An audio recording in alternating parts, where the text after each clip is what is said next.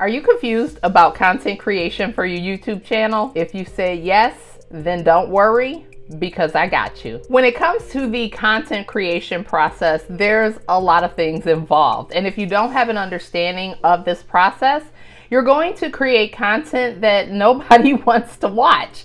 And the whole purpose of your YouTube channel is to get people to watch you. And if you're in business, you really want to attract your ideal client, customer, or community, otherwise known as your target audience. And so one of the first things that you're going to need to do in the content creation process is to keep a content idea bank. Now, a content idea bank is simply just a bank of ideas that you have. These are not going to be finished titles or finished ideas. They're simply going to be a bank of ideas that you keep compiling over time, so you have a plethora of content to refer to when you're looking to finalize the content that you're going to post. Now, a content idea bank can sometimes be very generalized with the ideas that you have.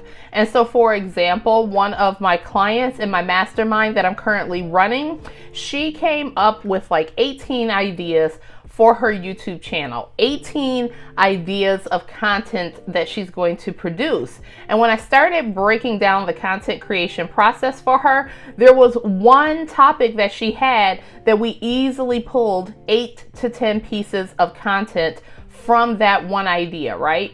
And so a content idea bank is a great way to have a storage of ideas that you can go back to when you need to post some content on your YouTube channel. Okay, and so a content idea bank, again, doesn't have to be anything extravagant.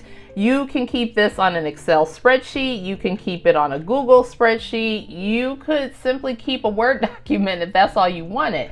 I use Airtable for my content idea bank, and I'm going to take you over to the computer to show you exactly what that looks like. So here we are in my Airtable account, and this is the main page of the account, and I am going to click into my YouTube content calendar for 2023. And this is where all of my content ideas are. So this is my content idea bank. And as you can see, I have some ideas written down. I will not make all of these videos. A lot of these are ideas. I will make a good portion of them, but a lot of them are just ideas that I will move around as I add more ideas. I actually shoot one video a week is my goal. Oftentimes I shoot more. So I like to have 52 videos. But typically in my content idea bank, I try to keep about 100 or more by the time I write down ideas that just kind of pop up in my mind, because I also have Airtable on my phone to make this process easier. When I'm out on the go and a content idea comes to me, I can just grab my phone, enter it into Airtable, and boom, shakalaka boom, it's there. Now, the second step in the content creation process is going to be knowing your audience and knowing all of your audience, right? Because your audience isn't just kind of one thing, right? When you meet your audience, there's going to be people who are in different places on their journey. And so knowing the 3 types of audiences that your content should be catering to is hugely important. And so the 3 types of audiences that you have your cold audience, you have your warm audience, and then you have your hot audience. And so your cold audience is going to be your target audience. So this is just a wide range of people who fall into your target audience. So for example, my target audience was social workers, and not just any social worker, because there's some social workers who love doing clinical private practice, and there's some social workers who love working at the agencies that they're at, whether they're in community mental health or whether they're in a private practice or some other type of position. They love it, right? So I'm not for all social workers, but social workers at large was my target audience and still is my target audience for this particular business, right? Now, when I make content for my target audience, eventually I will have some subscribers. Now, let me just take a brief moment to shout out the 258 subscribers that I currently have. A lot of people will say, that's nothing. People out there with hundreds of thousands of subscribers. Well, your girl is happy for every subscriber. So thank you to everybody who has taken the time to subscribe to the channel. First of all, I have a very small niche with this business. Social workers are a very small niche. I could be catering to behavioral health providers in a wide range, but I didn't do that. I was specific about who I wanted to work with.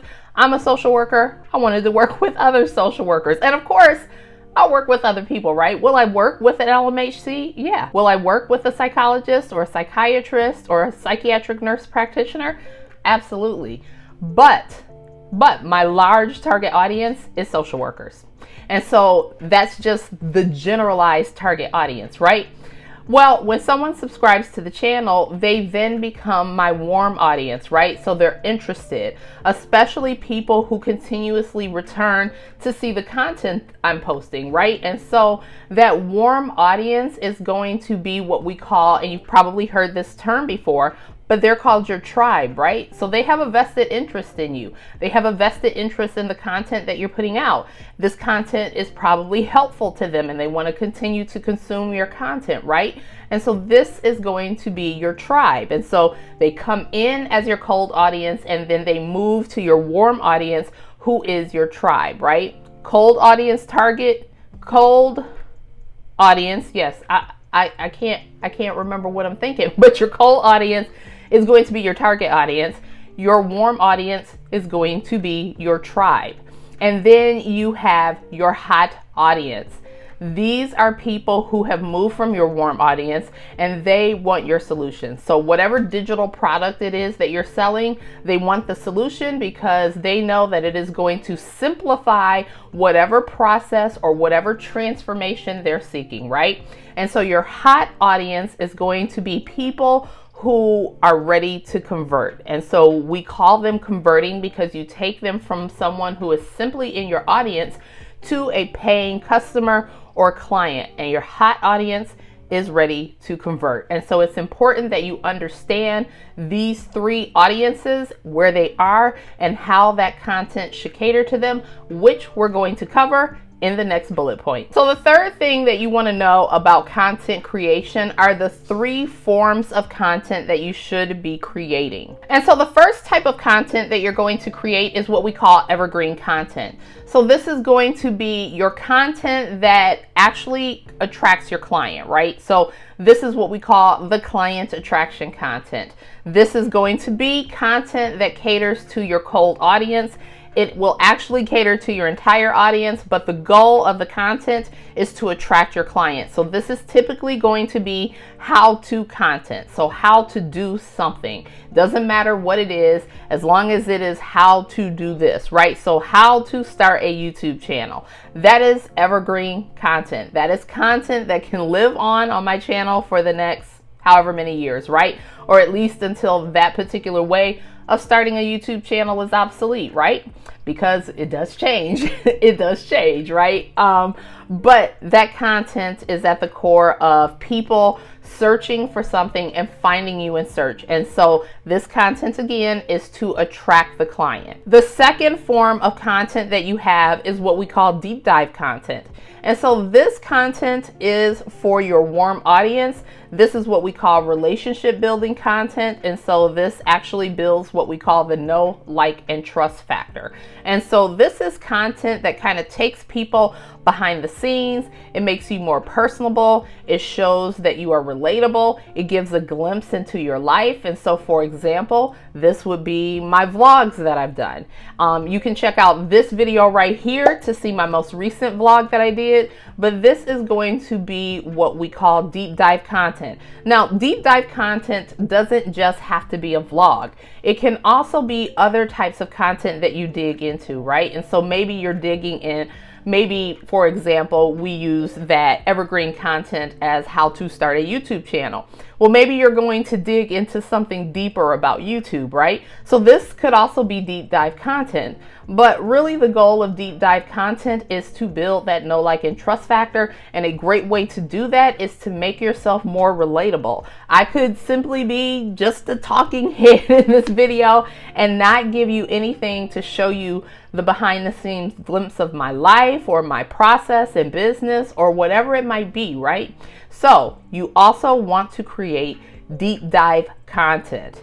And then the third type of content that you're going to produce, the third form of content that you're going to produce is what we call objection content. Now, this is content that caters to your hot audience that's ready to convert. When you have a hot audience that's ready to convert, even though they're ready to convert, they're still going to have some objections. Some of the biggest objections that I've encountered is, I don't have enough time. I don't have the money to buy the product. I don't know what I'm doing. I'm not sure if this is for me. I'm scared, right? We have people who they're scared of, they want the transformation, but they're scared of the transformation, right? So you need to create content that addresses these objections so they know that you can help them through this process, right? And so objection content is going to help people get past those objections that they have that will actually stall them out or prevent them from gaining the transformation that your digital product provides. And so it's important that you understand those three forms of content, because when it comes to the content creation process, first you have to know the audience that you're catering to. So where they are in that audience makeup, are they cold, warm, or hot? And then when you do figure out who that audience is and where they are, you also need to know the type of content that you're creating for them. So is it evergreen, deep dive, or objection content? Now, again, everybody in your audience can consume all the forms of content, whether it's evergreen, deep dive, or objection content. But these pieces of content move your client along the customer journey in a way that gets them from someone who doesn't know who you are at all to someone who wants to purchase your solution. You do that through a process, and this is the process. Knowing these three forms of content is the process. It's not the only part of the process, but it is a part of the process. Now, by the end of this video, you're not going to only understand how content works, but you're also going to know how to create a content plan that works for you. Because in the remainder of this video, we're going to dig into 3 more tips that is going to make you a content master. So let's get into tip number 4. With tip number 4, you want to understand the 6 levels of content. Now, this is a topic that I cover in SWELL, the community, but it is highly important that you understand those 6 levels of content. So if you're curious at all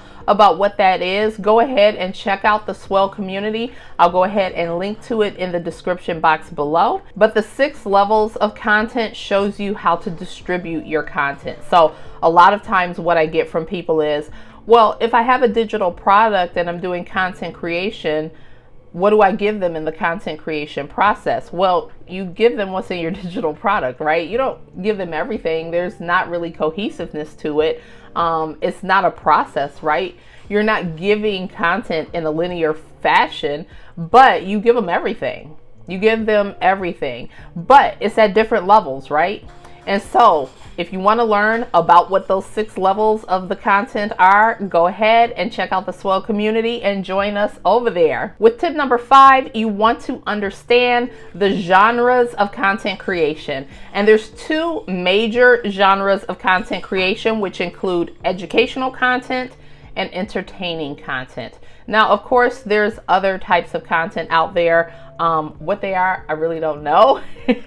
Actually, I'm just joking. I would say that these are the 2 broad or high level categories of content, but then you might have other subsections that fall underneath it. So for example, gaming. Someone might say, well, gaming isn't educational, but it is a form of entertainment, right? So the people who come onto YouTube to watch gaming content, it's entertaining for them. Is it entertaining for me? No.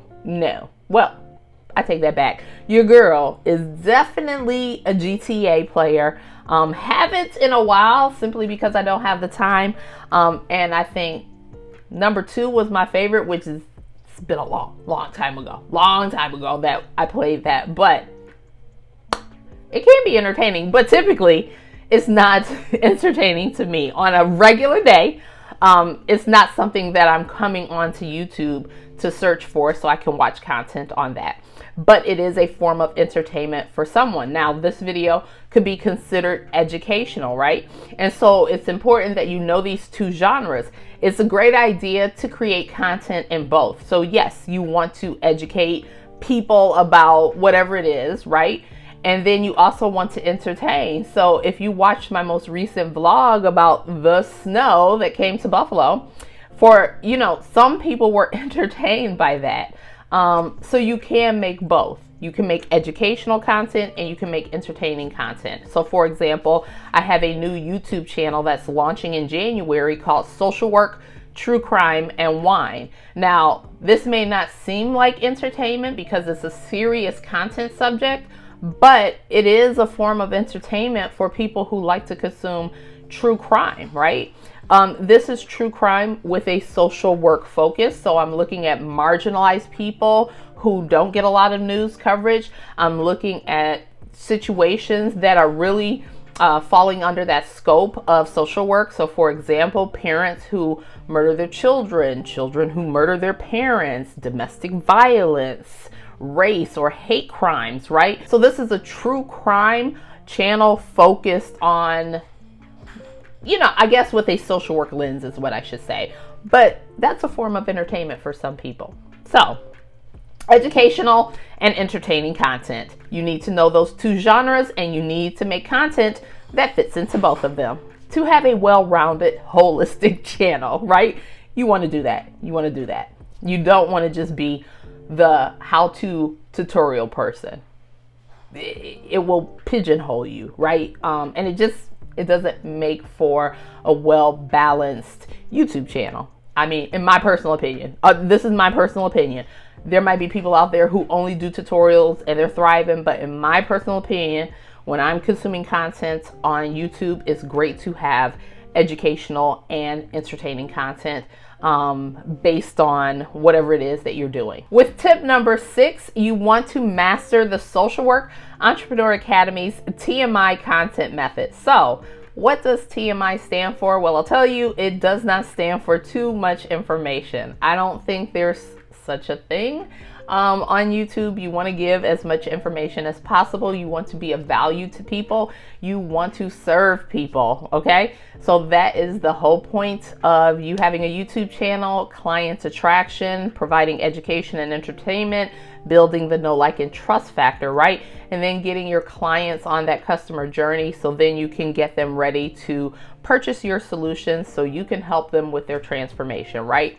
So the TMI Content Method addresses this. And so what does it stand for? Well, it's an acronym for transformational content, motivational content, and informational content. And you really want to hit all three. And so your transformational content is going to typically be your digital product. Your motivational content might be where you engage in social media distribution, and your informational content will oftentimes be on the YouTube channel. So if your YouTube channel is primary, this is where you first post content at, and then you engage in social media distribution, which we discussed in this video right here. If you are in social media distribution, yes, you can post things that show people you have a new video. You can also post a lot of motivational content. And so this is how I approach my content creation process and then distribution. So informational content lives here on YouTube. This is going to be your how-to videos. I'm providing education. I'm providing value. I am helping people get small wins. I am definitely helping people get to understand, especially social workers, how this whole digital online business thing works, right? Then I go over and I have my TikTok and I have my Instagram and I have my Facebook page, right? And on those pages, while I do post informational content because I'll post my YouTube videos there so people can click on them and watch them, I'll also post a lot of motivational content to get people to take action, whether that's take action on watching the YouTube video or signing up for the free training or signing up for the paid course. Whatever that is, I use that motivational content to kind of push them along the journey, to support them, to be their cheerleader.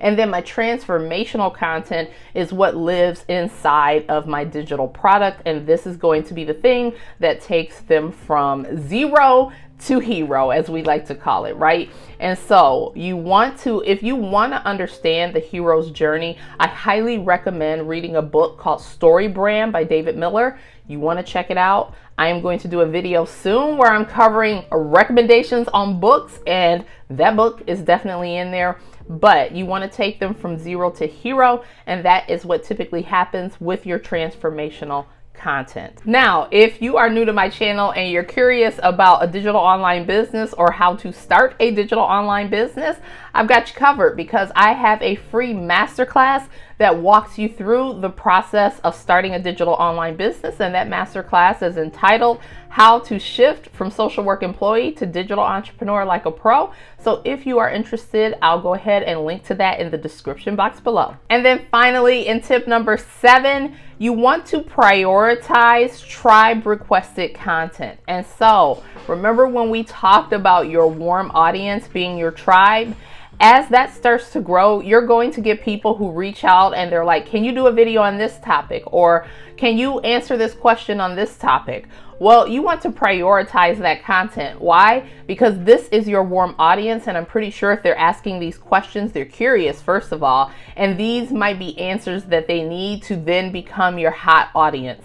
And so again, you have everyone on the customer journey. You want to help them gain the transformation that they're looking for. So here at the Social Work Entrepreneur Academy, that is helping social workers go from being overworked and underpaid to owning their entire 24 hours. Well, in order for that to happen, can they watch these videos and do it? Maybe not, right?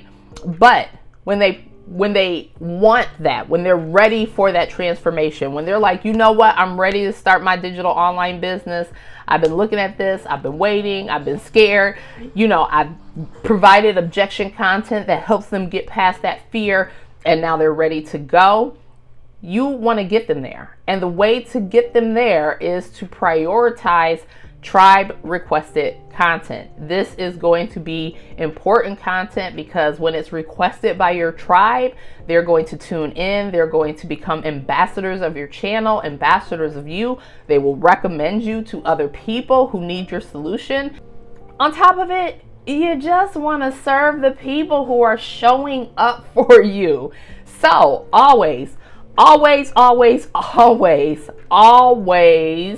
prioritize tribe requested content. In my next video, I am going to cover how you can get music for your YouTube videos. If you want to have music in your YouTube videos like I have in my vlogs, or like I have in the background of these videos, I'm going to show you how to do that for free and some paid. So be sure to hit the bell icon so you're notified when I upload that video. Now, if you're not ready to take my masterclass, but you're curious about starting a digital online business, go ahead and check out this playlist right here. And until next time, this is your girl Michelle saying, stop waiting. The time is now. Start your digital online business. Bye for now.